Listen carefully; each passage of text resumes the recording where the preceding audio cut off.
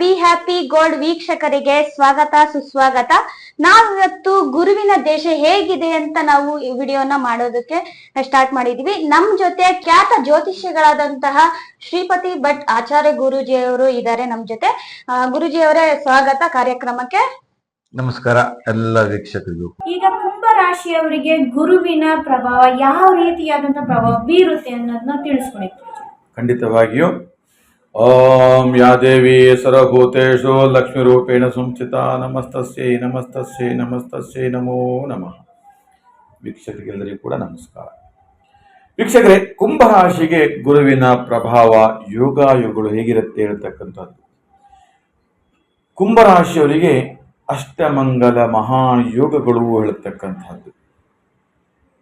ನೋಡಿ, ಇಲ್ಲಿ ನಾವು ತುಂಬ ಗಮನಿಸಬೇಕಾಗಿರ್ತಕ್ಕಂಥದ್ದು ತುಂಬ ಇರುತ್ತೆ.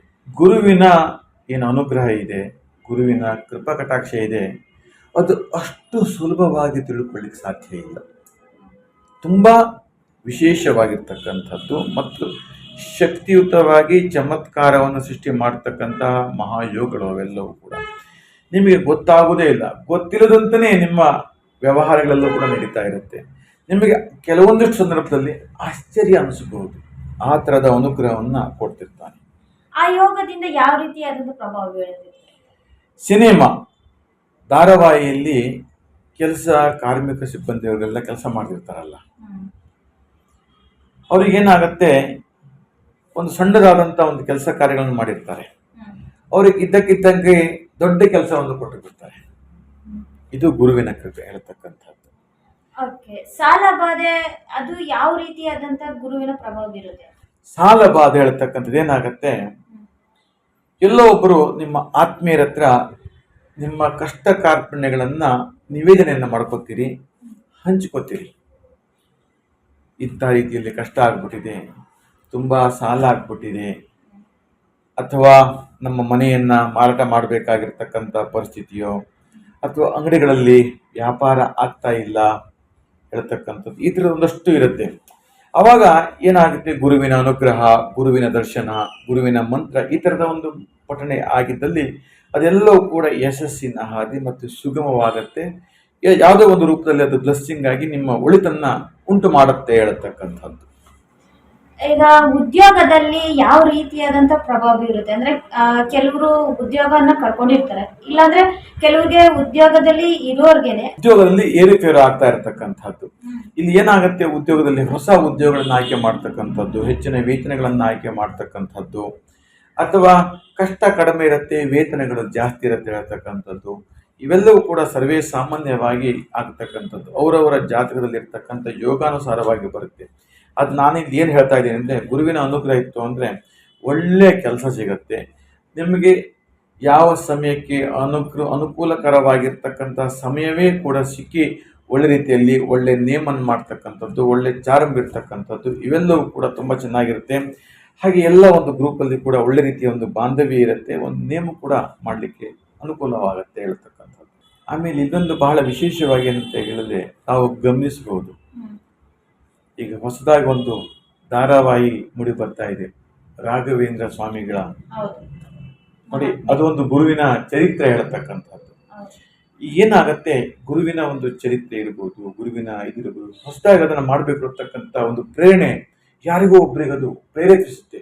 ಆ ಗುರು ಬಂದು ಅದನ್ನು ಪ್ರೇರೇಪಿಸುತ್ತಾನೆ ಕಾಲ್ಪನಿಕವ. ಆವಾಗ ಏನಾಗುತ್ತೆ, ಅದು ಕಥೆಯ ರೂಪದಲ್ಲಿಯೋ ಧಾರಾವಾಹಿ ರೂಪದಲ್ಲೂ ಜನರಿಗೆ ಮೂಡಿಸ್ತಕ್ಕಂಥದ್ದು.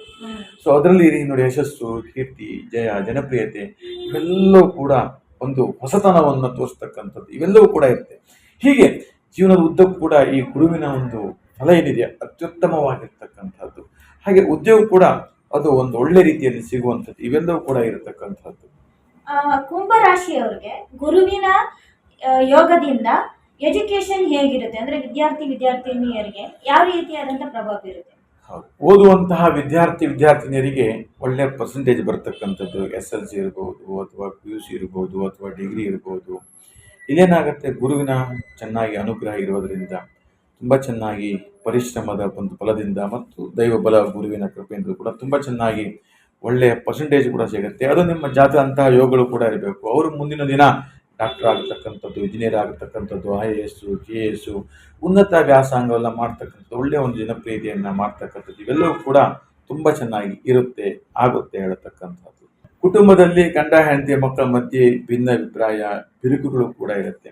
ಇಲ್ಲಿ ಏನಾಗುತ್ತೆ, ಬಂಧುಗಳು ಮತ್ತು ಮಿತ್ರರಿಂದ ಕೂಡ ಕೆಲವು ಸಂದರ್ಭದಲ್ಲಿ ವಿರಸಗಳು ಉಂಟಾಗತಕ್ಕಂಥದ್ದು, ಕಲಹಗಳಾಗತಕ್ಕಂಥದ್ದು, ಯಾರೋ ಬಂದು ಹೆಂಡತಿಗೆ ಏನೋ ಒಂದು ಮಾತು ಹೇಳ್ಬಿಟ್ಟು ಹೋಗೋದು, ಗಂಡನ ಬಗ್ಗೆ ಹೆಂಡತಿಗೆ ಹೇಳತಕ್ಕಂಥದ್ದು ಅಥವಾ ಹೆಂಡತಿಯ ಬಗ್ಗೆ ಗಂಡನಿಗೆ ಹೇಳತಕ್ಕಂಥದ್ದು, ಈ ಥರದ ಒಂದು ಮಾತುಗಳನ್ನು ಕೇಳಿ ಏನಾಗುತ್ತೆ, ಗಂಡ ಹೆಂಡತಿಯ ಮಧ್ಯೆ ವಿರಸಗಳನ್ನು ಉಂಟು ಮಾಡ್ತಕ್ಕಂಥದ್ದು, ಬಂಧು ಮಿತ್ರರೆಲ್ಲವೂ ಕೂಡ ಅದಕ್ಕೆ ವಿರೋಧಗಳನ್ನು ವ್ಯಕ್ತಪಡಿಸ್ತಕ್ಕಂಥದ್ದು, ಆಮೇಲೆ ದೂರ ಆಗುವಂಥದ್ದು, ಈ ಥರದ ಒಂದಷ್ಟು ಸಮಸ್ಯೆಗಳಲ್ಲೂ ಕೂಡ ಉದ್ಭವಿಸುತ್ತಾ ಇರುತ್ತೆ.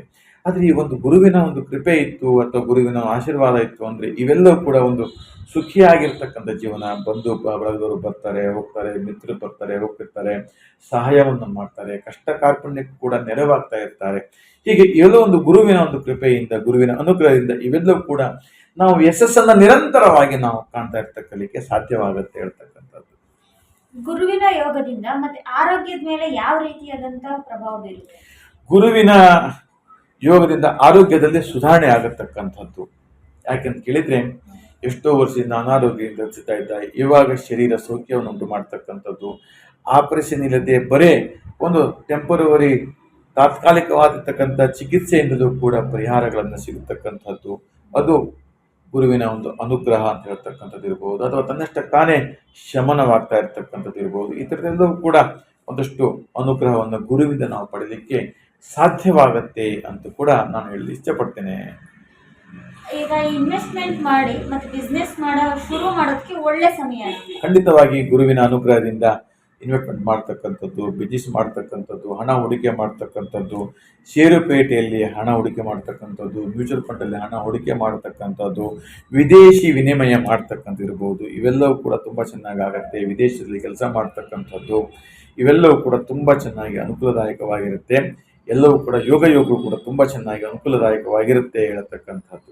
ಮತ್ತೆ ಸಣ್ಣ ಪುಟ್ಟ ವ್ಯಾಪಾರಿಗಳಿಗೂ ಇದೇ ರೀತಿ ಅನ್ವಯ ಆಗುತ್ತೆ. ಹೌದು, ಗುರುವಿನ ಅನುಗ್ರಹದಿಂದ ಸಣ್ಣ ಪುಟ್ಟ ವ್ಯವಹಾರ ಕ್ಷೇತ್ರಗಳಿಗೆ, ವ್ಯಾಪಾರ ವ್ಯವಹಾರ ಮಾಡ್ತಕ್ಕಂಥವರಿಗೆ, ವಾಹನ ಚಾಲನೆ ಮಾಡ್ತಕ್ಕಂಥ ಕಾರ್ಮಿಕ ಸಿಬ್ಬಂದಿ ವರ್ಗದವರಿಗಿರ್ಬೋದು, ಅಥವಾ ನಮ್ಮ ದೇಶವನ್ನು ಕಾಯ್ತಕ್ಕಂಥ ಸೇವಕರು, ಸೈನಿಕರು ಇರಬಹುದು, ಇವೆಲ್ಲರಿಗೂ ಕೂಡ ತುಂಬ ಚೆನ್ನಾಗಿ ಲಾಭವನ್ನು ತಂದುಕೊಡುತ್ತೆ. ಅವರ ಆರೋಗ್ಯವು ಕೂಡ ತುಂಬ ಚೆನ್ನಾಗಿರುತ್ತೆ ಹೇಳ್ತಕ್ಕಂಥ ಕೂಡ ಸೂಚಿಸ್ತೇನೆ. ಮತ್ತೆ ಓವರಾಲ್ ಆಗಿ ಕುಂಭರಾಶಿಯವರಿಗೆ ಗುರುವಿನ ಪ್ರಭಾವ, ಗುರುವಿನ ದಶೆ ಹೇಗಿರುತ್ತೆ? ಓವರಲ್ ಆಗಿ ಹೇಳ್ತಕ್ಕಂಥ ಕುಂಭರಾಶಿಯವರಿಗೆ ಗುರುದಶೆ, ಶುಕ್ರದಶೆ ತುಂಬ ಯೋಗಪ್ರದವಾಗಿರ್ತಕ್ಕಂಥದ್ದು. ವೀಕ್ಷಕರೇ, ನಿಮ್ಮ ಜಾತಕದಲ್ಲಿ ಗುರುದಶೆ ಅಥವಾ ಶುಕ್ರದಶೆ ನಡೀತಾ ಇದ್ರೆ ನೀವು ಮುಟ್ಟಿದೆಲ್ಲವೂ ಕೂಡ ಚಿನ್ನ, ಮುಟ್ಟಿದೆಲ್ಲವೂ ಕೂಡ ಬಂಗಾರವಾಗತ್ತೆ. ಹಣದ ಒಳಹರಿವು ಕೂಡ ಜಾಸ್ತಿ ಆಗ್ತಾ ಇರುತ್ತೆ. ಖಂಡಿತವಾಗಿ ಗುರುವಿನ ಅನುಗ್ರಹ ಸದಾ ನಿಮಗೆ ಸಿಗುತ್ತೆ ಅಂತ ಹೇಳ್ತಾ, ಗುರುಜಿ, ಇವಾಗ ಕುಂಭರಾಶಿಯವರು ಯಾವ ದಿನಾಂಕದಲ್ಲಿ ಹುಟ್ಟಿರೋರಿಗೆ ಯಾವ ರೀತಿಯಾದಂತಹ ಗುರುವಿನ ಪ್ರಭಾವ ಬೀರುತ್ತೆ? ಹೌದು, ಗುರುವಿನ ಅನುಗ್ರಹ ಹೇಳ್ತಕ್ಕಂಥದ್ದು ದಿನಾಂಕದಲ್ಲಿ, ಅಂದರೆ 4ನೇ ತಾರೀಕು ಹುಟ್ಟಿರ್ತಕ್ಕಂಥವ್ರು, 6ನೇ ತಾರೀಕು ಹುಟ್ಟಿರ್ತಕ್ಕಂಥವ್ರು, 9ನೇ ತಾರೀಕು ಹುಟ್ಟಿರ್ತಕ್ಕಂಥವ್ರು, 13ನೇ ತಾರೀಕು ಹುಟ್ಟಿರ್ತಕ್ಕಂಥವ್ರು ಮತ್ತು 20ನೇ ತಾರೀಕು ಹುಟ್ಟಿರ್ತಕ್ಕಂಥವರಿಗೆ ಈ ಗುರುದಶ ಮತ್ತು ಶುಕ್ರದಶ ಇವು ಗಜಕೇಸರಿ ಯೋಗ ಅಂತ ಕೂಡ ಹೇಳಬಹುದು. ಇದು ನಿರಂತರವಾಗಿ ಅವರಿಗೆ ಅತ್ಯುತ್ತಮವಾದಂತಹ ಸ್ಥಾನಮಾನಗಳನ್ನು ಲಭಿಸಿ ಉತ್ತರೋತ್ತರ ಅಭಿವೃದ್ಧಿ ಆಗತ್ತೆ ಅಂತ ಕೂಡ ಹೇಳ್ತೇನೆ. ವೀಕ್ಷಕರೇ, ನೋಡಿದ್ರಲ್ಲ ವೀಕ್ಷಕರೇ, ಗುರುವಿನ ಪ್ರಭಾವ ಯಾವ ಯಾವ ರಾಶಿಗಳಿಗೆ ಹೇಗಿರುತ್ತೆ ಅಂತ ನಮ್ಮ ಖ್ಯಾತ ಜ್ಯೋತಿಷಿಗಳಾದಂತಹ ಶ್ರೀಪತಿ ಭಟ್ ಗುರೂಜಿ ಅವರು ನಿಮ್ಗೆ ತಿಳಿಸ್ಕೊಟ್ಟಿದ್ದಾರೆ. ಈ ವಿಡಿಯೋ ನಿಮ್ಗೆ ಇಷ್ಟವಾದಲ್ಲಿ ಲೈಕ್ ಮಾಡಿ, ಶೇರ್ ಮಾಡಿ ಮತ್ತು ಕಮೆಂಟ್ ಮಾಡಿ, ಮತ್ತೆ ಸಬ್ಸ್ಕ್ರೈಬ್ ಮಾಡೋದನ್ನ ಮರೆಯಬೇಡಿ. ಫುಲ್ ವಿಡಿಯೋವನ್ನ ನೋಡಿದ್ರೆ ಮಾತ್ರ ನಿಮ್ಗೆ ಅರ್ಥ ಆಗುತ್ತೆ ಯಾವ ರಾಶಿಗೆ ಯಾವ ರೀತಿಯಾದಂತಹ ಫಲಗಳಿದಾವೆ ಅಂತ ನಿಮಗೆ ಸಂಪೂರ್ಣವಾಗಿ ತಿಳ್ಕೊಳ್ಳೋದಕ್ಕೆ ಈಸಿ ಆಗುತ್ತೆ. ನೆಕ್ಸ್ಟ್ ಇದೇ ರೀತಿ ನಮ್ಗೆ ಪ್ರೋತ್ಸಾಹಿಸಿ ಅಂತ ಹೇಳ್ತಾ ನೆಕ್ಸ್ಟ್ ವಿಡಿಯೋ ಜೊತೆ ಬರ್ತೀನಿ. Thank you.